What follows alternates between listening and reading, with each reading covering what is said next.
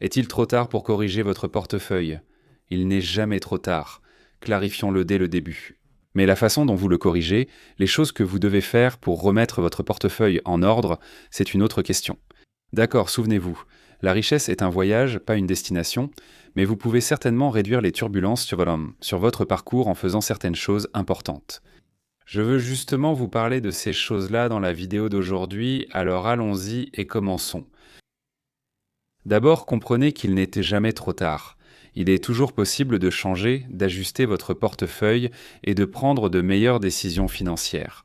D'accord, il est facile de prendre beaucoup de mauvaises décisions, surtout sur le marché des crypto-monnaies, et cela peut venir en partie d'une allocation trop importante à la crypto. N'est-ce pas? Si vous êtes ce singe qui vérifie constamment les prix, qui se réveille le matin et, en premier, se demande ce qui se passe sur les marchés. Je dois regarder.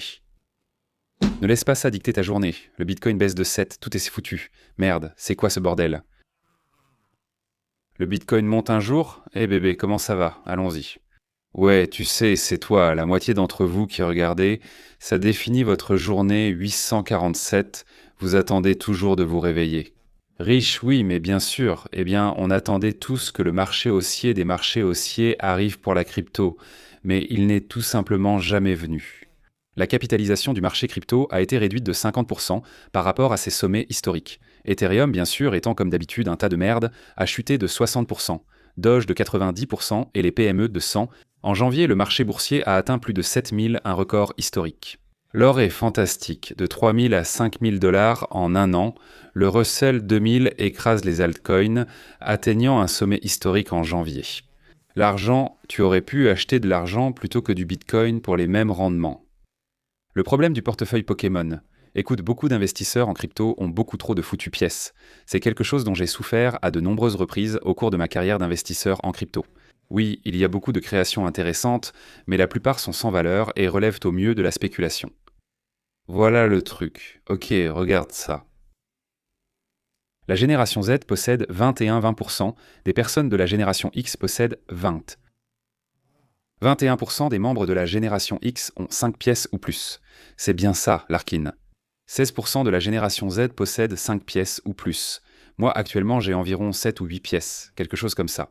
La crypto, c'est mon travail à temps plein, et pourtant il y a tellement de pièces. Si c'est aussi ton job ou que tu as du temps, tu peux suivre.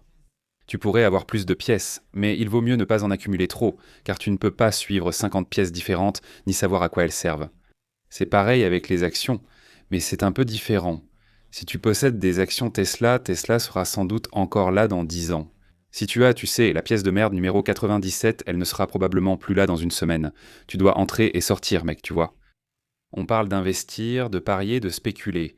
Il y a des discussions à avoir là-dessus. Si on parle d'investissement, tu n'as pas besoin de 50 crypto-monnaies. Seuls les meilleurs cryptos profiteront largement de la hausse avec moins de volatilité. En 2025, 11,6 millions de pièces, surtout des mèmes, seront mortes. Plus de la moitié des crypto-monnaies sont mortes. Ce n'est pas grave, c'est normal comme je l'ai déjà dit. La majorité des altcoins ont perdu 70 à 95% depuis leur sommet, mais voici la réalité. Dans la crypto, on dit qu'il existe des millions de pièces.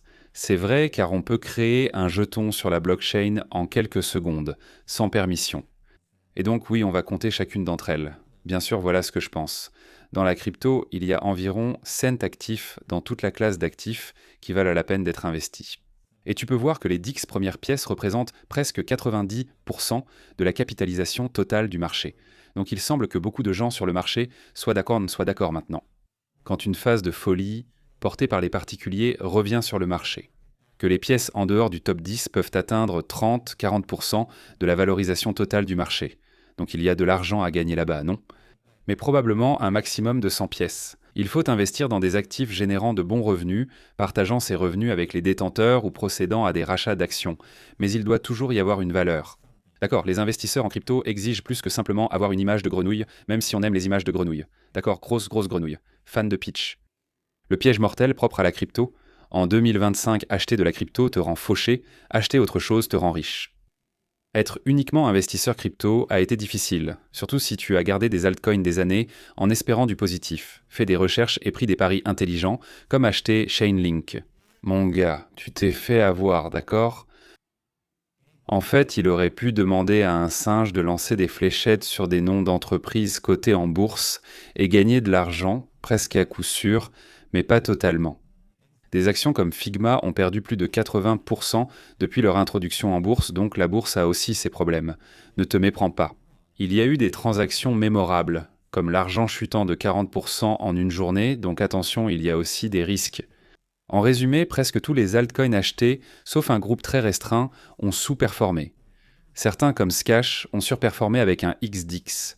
Eh bien, le reste du marché était en train de corriger, mais finalement, il a aussi fini par retomber sur Terre. Pippin, une pièce liée à un agent IA, a récemment beaucoup monté. Quand on s'en est bien sorti, il y a eu quelques exceptions, mais globalement la crypto a chuté et la plupart des pièces ne reviendront probablement jamais. Parce que, encore une fois, il y a environ 100 actifs dans lesquels on peut investir et le reste c'est pratiquement de la merde. Mais si tu as acheté n'importe quoi d'autre pendant cette période, tu as gagné de l'argent, d'accord, presque littéralement n'importe quoi d'autre. Des cartes Pokémon, mec. Le Bitcoin explose, tu es fauché. Alors, quelle stratégie à long terme ?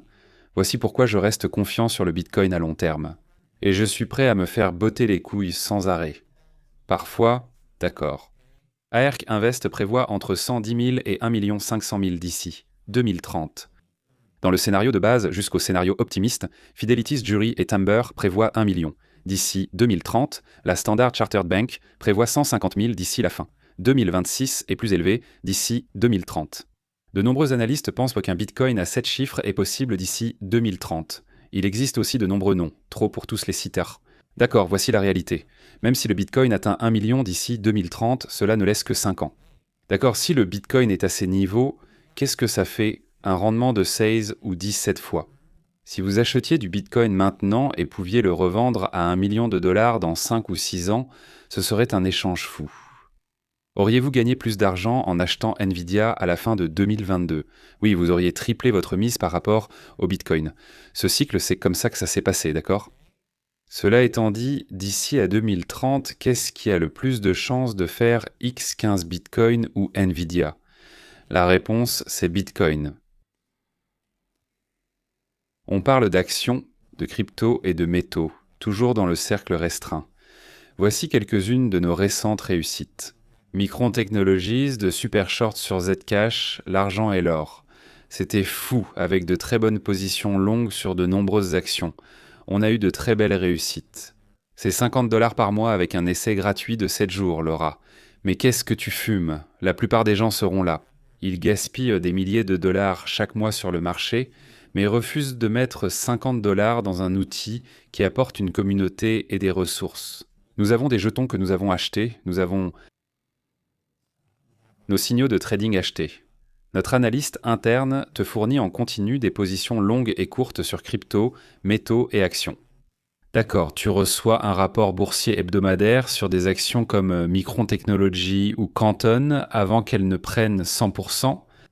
On reçoit aussi un rapport hebdomadaire sur les actions et les altcoins. Tu vois, le lien est en bas. Va jeter un œil. Arrête de passer à côté. On serait ravis de te voir là-bas. Paix, d'accord. Alors continuons avec les actions liées à l'IA.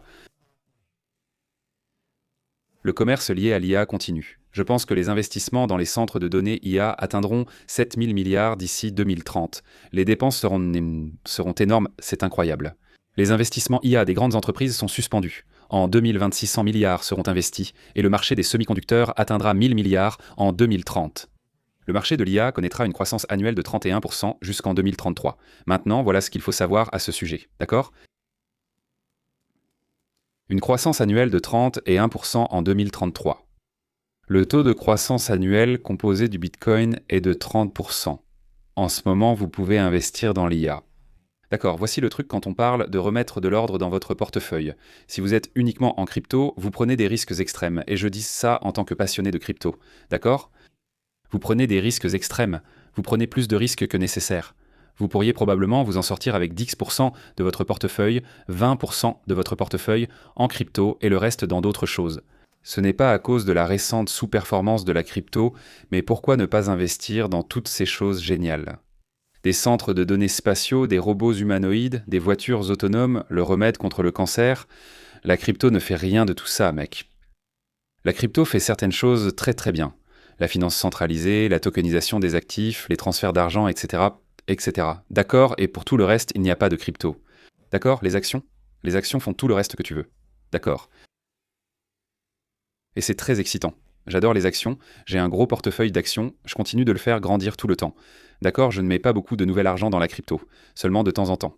Comme toi, d'accord, quand il y a une grosse chute, je vais remettre un peu d'argent dans du Solana et d'autres trucs. Ouais, d'accord, pas de problème, mais en général, je veux plus d'actions. D'accord? Beaucoup d'entre vous ont sûrement d'autres actions et actifs dans leur portefeuille, comme l'immobilier ou les métaux, pour limiter la volatilité. Tu te souviens de Ray Dalio, l'investisseur célèbre? Qu'a-t-il dit? Elle a dit: trouve 7 à 8 actifs non corrélés, c'est tout, puis achète-les et conserve-les. Le Bitcoin est un actif non corrélé à beaucoup de choses.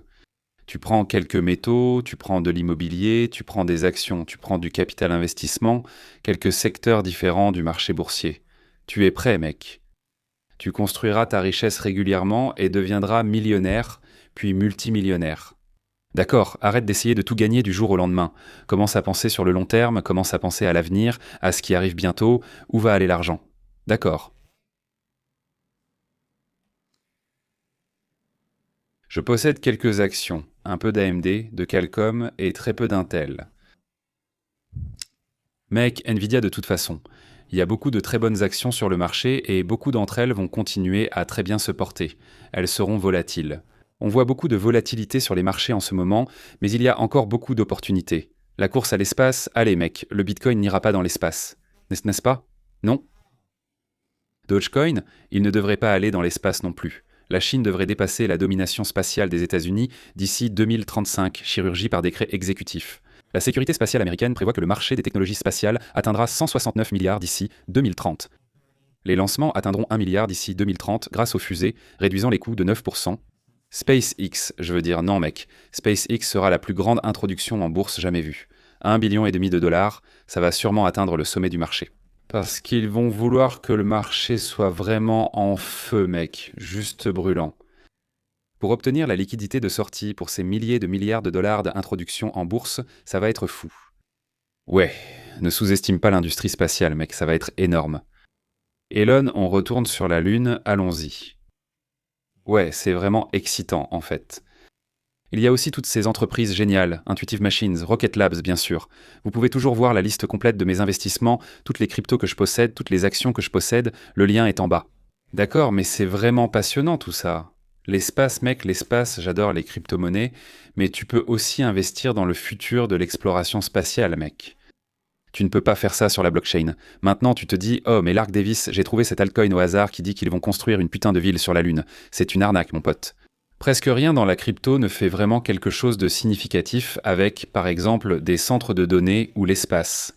Il y a quelques cas d'utilisation de niche, mais en général, la tokenomics est complètement pourrie et ne profite vraiment qu'aux équipes et aux investisseurs en capital risque qui y mettent de l'argent. En tant qu'investisseur achetant ces trucs, tu vas sûrement te faire avoir. Le bâtisseur de richesse intemporelle. L'or maintenant. Écoute, je ne pense pas que l'or soit un achat fantastique à son prix actuel, et je n'en achète pas à ce prix-là. Je pense que l'or est bien sur le long terme, l'argent c'est amusant. J'aime l'argent. J'aime avoir des petites pièces chez moi. Toutes les pièces d'argent sont un très mauvais investissement. Le lingot d'argent d'1 kilo, ça va, prends plutôt des pièces d'or, c'est mieux. Alors voilà le truc. Décorrèle-toi, comme le dirait Dalio, trouve des actifs non corrélés. D'accord, les métaux en font partie. Parfois ils sont corrélés, parfois non, mais en général, détenir ces actifs t'aidera à surperformer tout en réduisant ton risque sur le long terme. D'accord, les banques centrales, bien sûr, continuent d'accumuler de l'or sur le long terme jusqu'à ce qu'elles commencent à exploiter les astéroïdes, mec, et à ramener des quantités infinies d'or de l'espace. C'est une classe d'actifs dans laquelle on peut investir. D'accord, l'argent c'est amusant, n'est-ce pas? Quelle année folle pour l'argent. Je ne l'aime pas non plus à ces prix-là, mais je pense qu'il y aura un moment dans un avenir pas si lointain, peut-être dans 1 an ou 2, où vous pourrez à nouveau acheter de l'argent à un prix assez intéressant. C'est mon avis personnel, bien sûr. L'immobilier, mec, c'est ennuyeux. Ouais, tu sais, les marchés immobiliers ne montent pas toujours. Ils subissent aussi des corrections. Mais mec, je n'imagine pas un monde où investir dans l'immobilier, dans de bons endroits, ne serait pas pertinent.